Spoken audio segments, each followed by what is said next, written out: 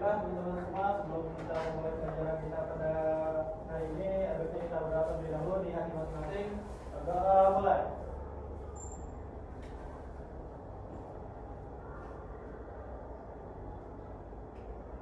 Doa selesai. Baik, sekarang Ibu akan mengecek kehadiran. Hari ini siapa yang nggak masuk? Masuk semua, Bu. Masuk semua ya? Iya. Baik anak-anak, hari ini kita akan belajar mengenai hukum halal dan haram. Ibu ingin bertanya kepada kalian, jika kalian jajan di luar, kalian akan memilih jajanan seperti apa? Murah. Enak, Sehat, halal, halal, Sehat. yang enak. ayam. Baik, semua jawabannya itu benar ya. Tapi kalau kalian membeli makanan yang dalam bentuk kemasan, kalian harus melihat apa sebelum mengkonsumsi makanan tersebut? Logo. Baik, pintar, cakep. Baik, di sini Ibu akan menjelaskan apa itu halal dan apa itu haram. Teman-teman, halal itu ibarat kata seperti lampu hijau. Kita boleh melakukannya atau kita boleh mengkonsumsinya. Sedangkan haram itu adalah ibarat kata seperti lampu merah. Kita harus berhenti dan tidak boleh melakukannya. Di sini Ibu akan menjelaskan apa itu definisi umum halal. Halal adalah segala sesuatu atau kegiatan yang diizinkan atau dibolehkan oleh syariat Islam. Sedangkan dalam Kamus Besar Bahasa Indonesia, halal artinya diizinkan atau tidak dilarang atau diperoleh dengan sah. Sedangkan haram adalah sesuatu atau kegiatan yang tidak diizinkan, tidak dibolehkan atau dilarang untuk digunakan atau dilaksanakan. Secara bahasa juga, haram adalah sesuatu atau kegiatan yang tidak diizinkan, tidak dibolehkan atau dilarang untuk digunakan dan dilaksanakan. Yang kedua, Ibu akan menjelaskan tentang dasar hukum halal dan haram. Dasar hukum halal dan haram ini terdiri dari 3 macam. Yang pertama, Al-Quran. Al-Quran adalah sumber hukum utama dalam ajaran Islam. Segala yang dihalalkan dalam Al-Quran adalah pasti halalnya, dan segala hal yang diharamkan dalam Al-Quran maka sudah pasti haramnya. Yang kedua, Al-Hadis. Al-Hadis al-Sunnah adalah perkataan atau sabda, perbuatan, ketetapan, dan persetujuan dari Nabi Muhammad SAW. Dalam hadis juga menerangkan hukum-hukum yang tidak tersebut secara jelas dalam Al-Quran dan merinci hal-hal yang dinyatakan secara umum di dalam Al-Quran. Yang ketiga, ada ijtihad. Ijtihad adalah pengerahan segala upaya, pengetahuan, kemampuan, terutama kemampuan daya pikir yang memiliki para mujtahid untuk menggali dan menemukan hukum-hukum syariat.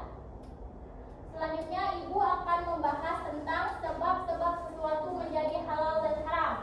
Nah, teman-teman, sebab-sebab sesuatu menjadi halal dan haram ini dibagikan menjadi 3. Yang pertama, zat asal. Zat asal ini adalah menetapkan sesuatu yang haram karena zat asalnya, seperti bangkai, darah, dan babi. Yang kedua, sifat asal. Perbuatan dan sikap yang sifatnya buruk, jahat, judi, atau syirik diharamkan oleh Allah. Semua yang dilakukan bersifat buruk, jahat, judi, atau syirik walaupun dengan niat, cara, dan hasil sebagus apapun tetap haram. Contohnya nih, misal bagaikan Keke. Keke ini maling permen dari temannya. Lalu Keke membagikan kepada Diska. Apakah permen tersebut termasuk kategori halal atau haram?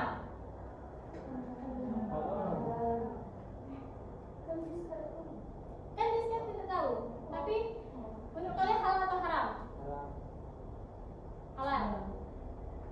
Sebenarnya kalau disebagikan, meskipun Diska tidak tahu, itu termasuk tetap golongan haram ya anak-anak. Karena seharusnya sebelum Diska memakan permen tersebut, Diska harus bertanya nih kepada Keke, Keke, kamu dapat ini dari mana? Nah, bisa bagaikan Keke ini berbohong, itu dosa untuk Keke sendiri ya. Selanjutnya, proses halal atau haramnya sesuatu bisa disebabkan oleh prosesnya. Proses pembuatan, pengerjaan, atau cara mendapatkannya akan menentukan hasilnya halal atau haram. Kecuali sesuatu yang asal zat dan sifatnya haram tidak bisa berubah menjadi halal, walaupun prosesnya bagus dan benar. Selanjutnya penerapan hukum halal dan dalam kehidupan. Penerapan dalam sikap, penerapan hukum halal dan haram belum secara menyeluruh dalam berbagai bidang kehidupan. Halal dan haram masih dikhususkan dalam urusan ibadah pokok. Kita berbuat sesuatu yang buruk, umumnya sikap kita tidak merasa berdosa telah melakukan tindakan yang dilarang. Misalnya, ketika kalian makan nasi tidak dihabiskan, nasi sisa dibuang ke tempat sampah, pernahkah kalian berpikir bahwa perbuatan tersebut termasuk haram hukumnya? Pernah tidak kita berpikir? Misalkan kita makan nasi, terus kita buang lagi sisa makanan nasi. Pernah tidak kita berpikir bahwa itu mubazir? Tadi Kak Agi melakukan nggak? Agi membuang nggak? Jadi untuk kedepannya Ibu harap kalian tidak boleh lagi membuat mubazir dan membuang makanan ya. Ya, Bu. Selanjutnya penerapan dalam perilaku. Apakah hukum perbuatan membuang sampah sembarangan menurut Islam halal atau haram? Kalau kalian sudah paham definisi halal dan haram, insya Allah kalian sudah bisa menjawab atau menilai. Menurut kalian membuang sampah sembarangan itu termasuk perbuatan apa? Baik,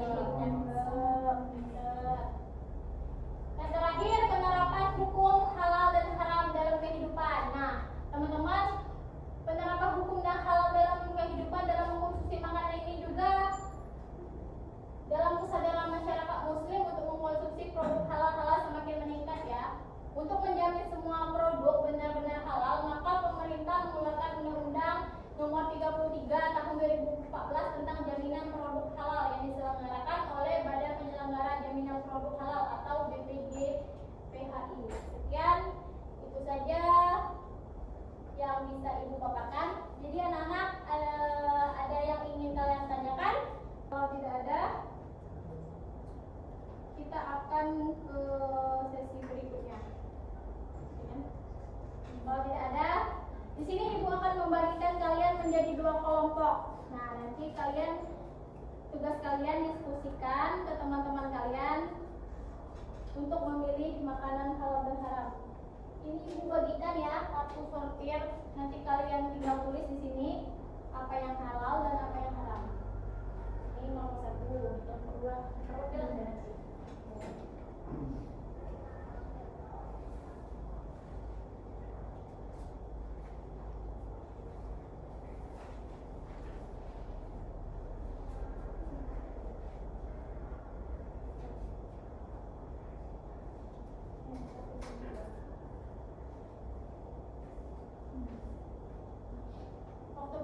pengerjaan 5 menit dari sekarang.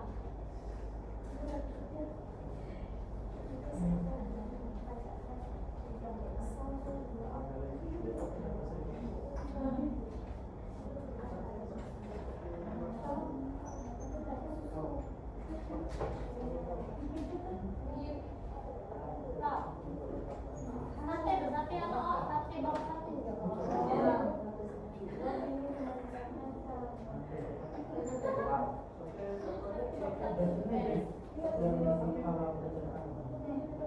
Tulis deh apa yang halal, apa yang haram.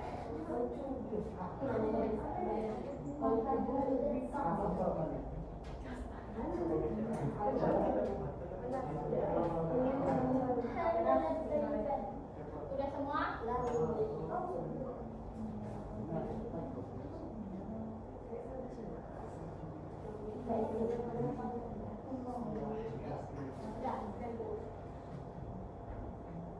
Kelompok 1 udah? Sudah, Bu.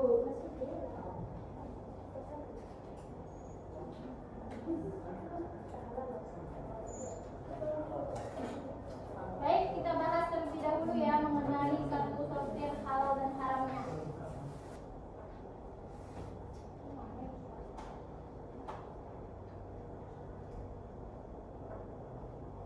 Kita akan membahas apa ini anak-anak? Sate. Sate apa ya anak?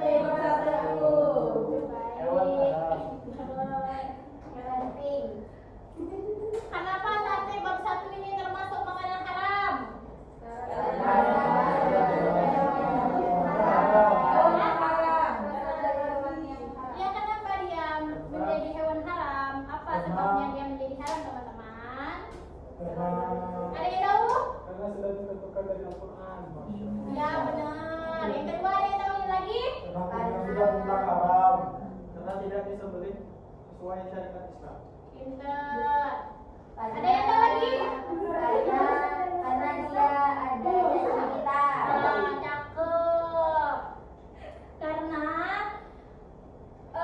sate bab 1 ini disebut haram yang pertama karena sudah apa namanya itu? Karena sudah dari sananya ya menjadi haram. Sudah dari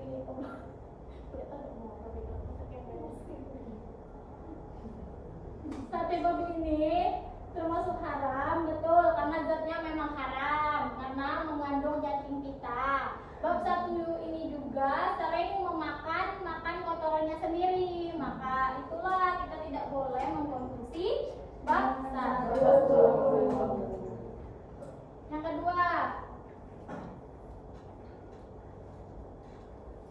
kedua, apel ini termasuk makanan halal atau haram? Jika ia mencuri termasuk haram. Jadi anak-anak, sesuatu bisa menjadi haram dan halal itu karena 3 hal. Apa tadi yang pertama? Proses. Yang kedua?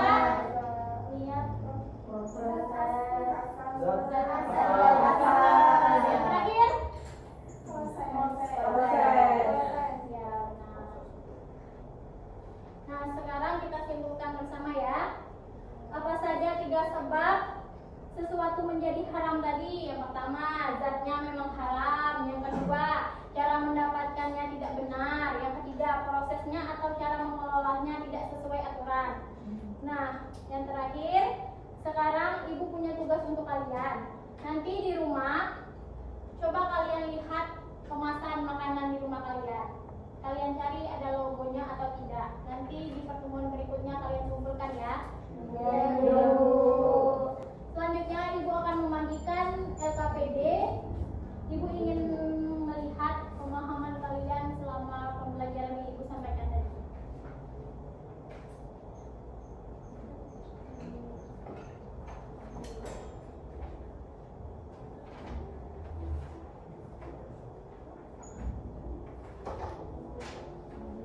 Waktu pengerjaan 5 menit dari sekarang ya.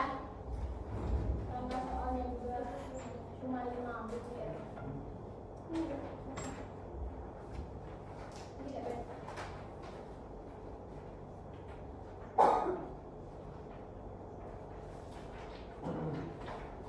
Udah dapat semua ya?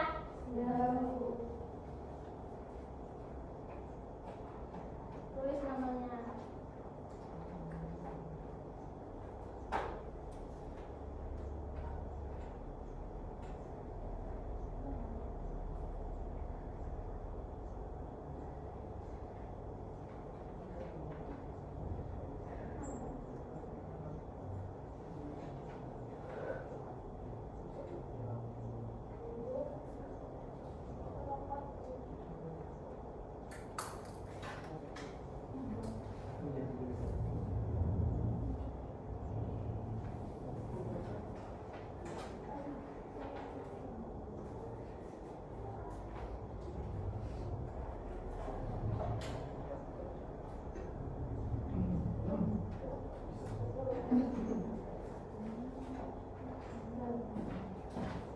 Kalau sudah, kumpulkan ya.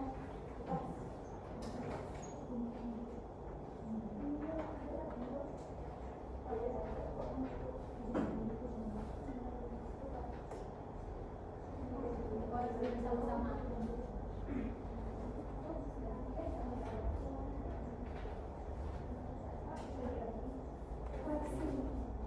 Baik, kita koreksi bersama-sama ya.